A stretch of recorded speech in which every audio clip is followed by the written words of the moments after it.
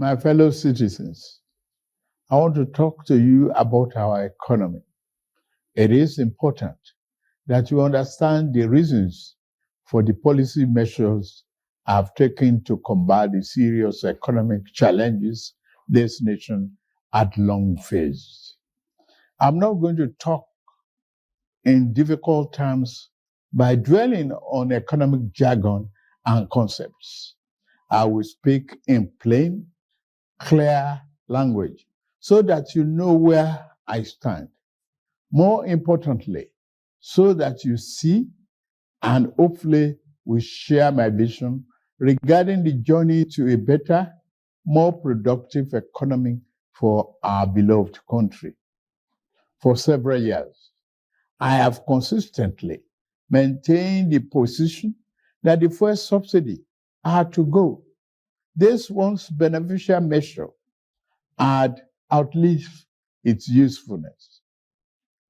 The subsidy cost us trillions of naira yearly, such as a vast sum of money would have been better spent on public transportation, health care, school, housing, and even national security. Instead, it was being funneled into the deep pocket and lavish bank account of a selected group of individuals. This group had amassed so much wealth and power that they became a serious threat to the fairness of our economy and the integrity of our democratic governance. To be blunt, Nigeria could never become the society it was intended to be as long as such small, powerful, yet unelected groups hold enormous influence over our political economy and the institutions that govern it. The whims of the few should never hold dominant sway over the hopes and aspirations of the many. If we are to be a democracy, the people and not the power of money must be sovereign. The preceding administration saw this looming danger as well. Indeed, it made no provision in the 2023 appropriation for subsidy after June this year. Removal of this once helpful device that had transformed into a millstone around the country's neck had become inevitable. Also, the multiple exchange rate, the system that had been established became nothing but a highway of currency speculation. It diverted money that should have been used to create jobs, build factories, and businesses for millions of people. Our national wealth was doled out on favorable terms to a handful of people who had been made filthy rich simply by moving money from one hand to another. This too was extremely unfair and is not acceptable.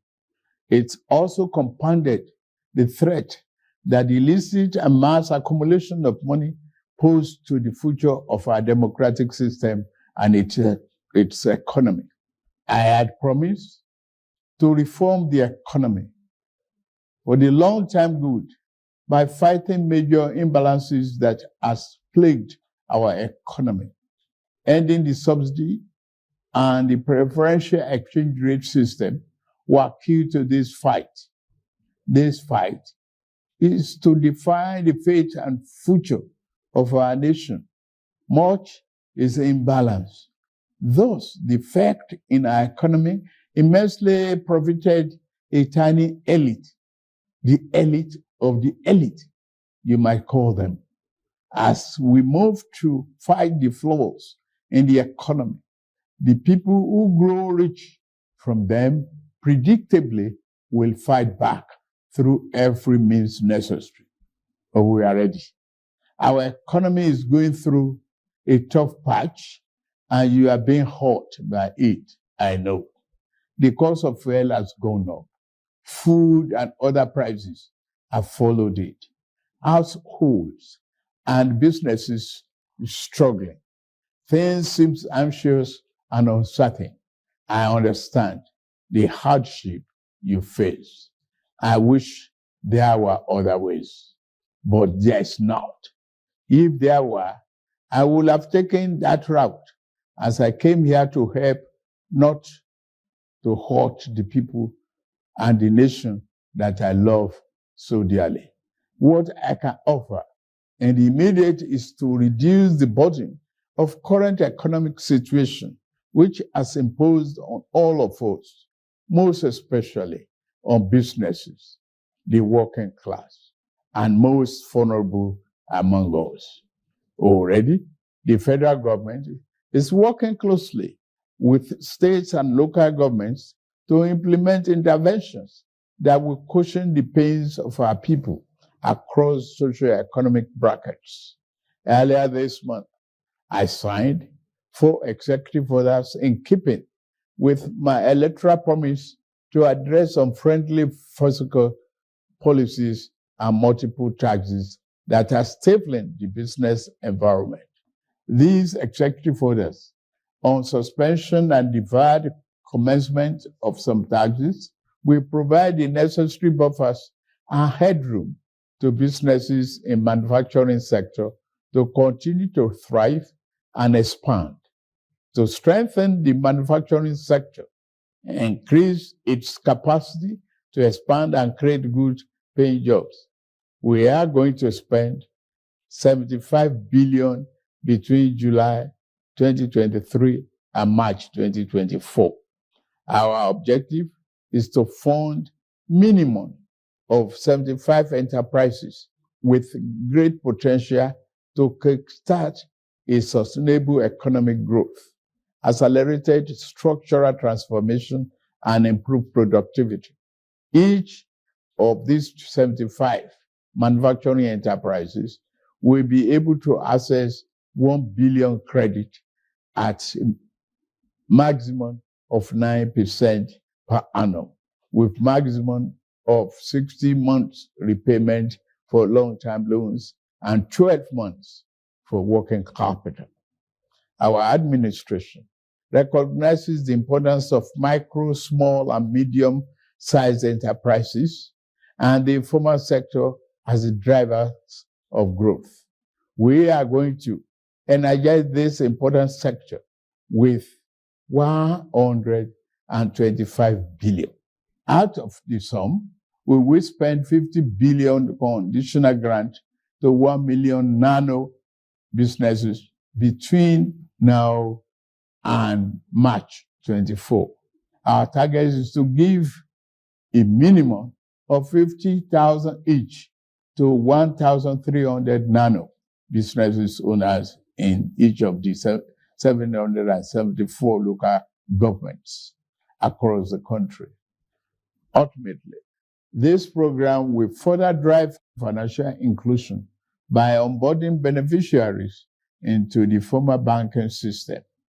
In like manner, we will fund 100,000 MSMEs and startups with 75 billion. Under this scheme, each enterprise promoter will be able to get between 500,000 and 1 million at the maximum 9% interest per annum and repayment period of 36 months. To further ensure that food prices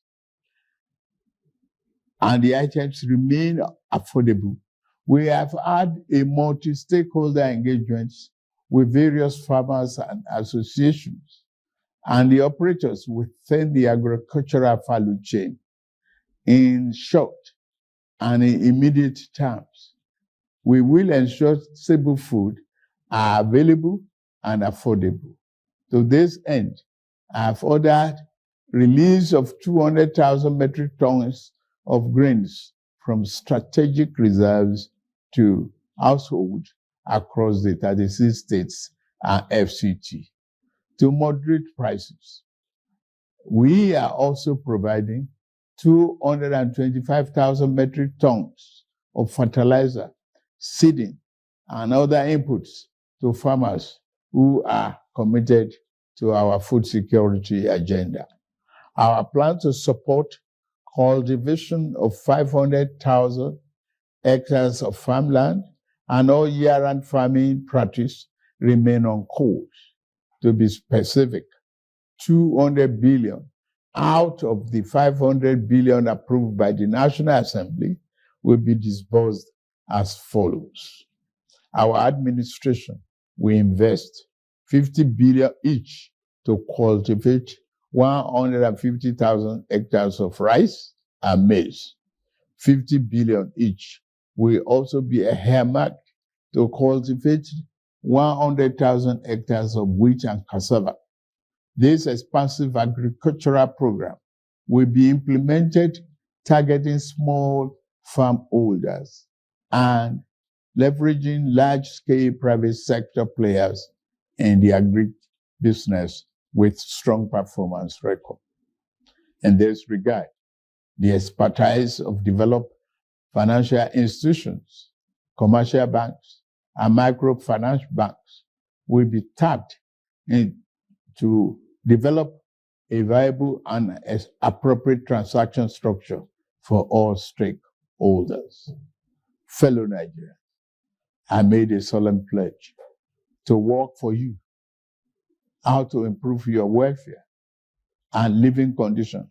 It's of paramount importance to me, and it is the only thing that keeps me up day and night. It is in the light of this that I approved the infrastructure support for the states. This new infrastructure fund will enable states to intervene, to invest and reinvest in critical areas and bring relief to many of the pain points, as well as revamp our decaying healthcare and educational infrastructure. The fund will also bring improvement to rural access roads to ease the evacuation of farm produce to markets. With the fund, our state will become more competitive and on a stronger financial footing to deliver economic prosperity to Nigerians. Part of our program is to roll out buses across state and local government for mass transit at a much more affordable rate.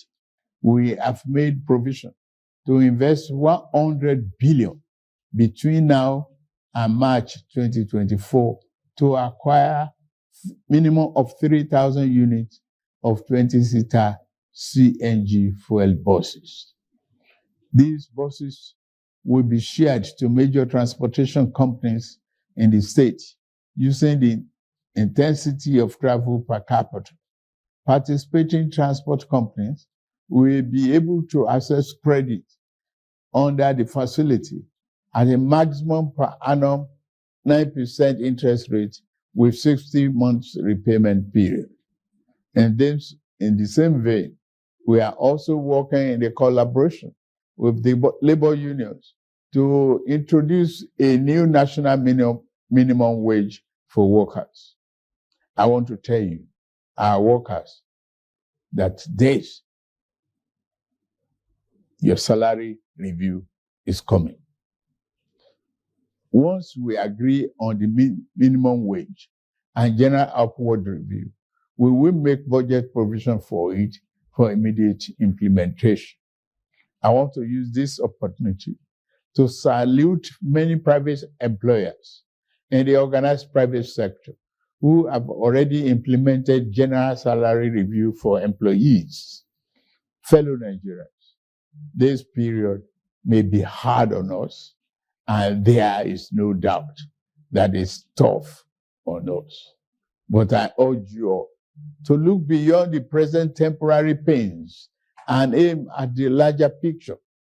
All our good and helpful plans are in the works. More importantly, I know that they will work. Sadly, there was an unavoidable lag between subsidy removal and these plans coming fully online. However, we are swiftly closing the time gap. I plead with you, please have faith in our ability to deliver and in our concern for your well-being.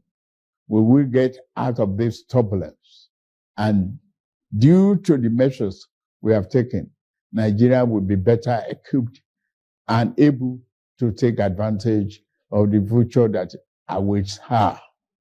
And in a little over 2 months, we have saved over 1 trillion naira that would have been squandered on the unproductive fuel subsidy, which only benefited smugglers and fraudsters. That money will now be used more directly and more beneficially for you and your families. For example, we shall fulfill our promise to make education more affordable to all and provide loans to higher education students who may need them. No Nigerian student will have to abandon higher education because of lack of money. Our commitment is to promote the greatest good for the greatest number of our people. On principle, we shall never falter. We are also monitoring the effect of exchange rate and inflation on gasoline prices. If and when necessary, we will intervene. I assure you, my fellow countrymen and women, that we are exiting the darkness to enter a new and glorious dawn. Now, I must get back to work in order to make this vision come true. Thank you all for listening, and may God bless Federal Republic of Nigeria.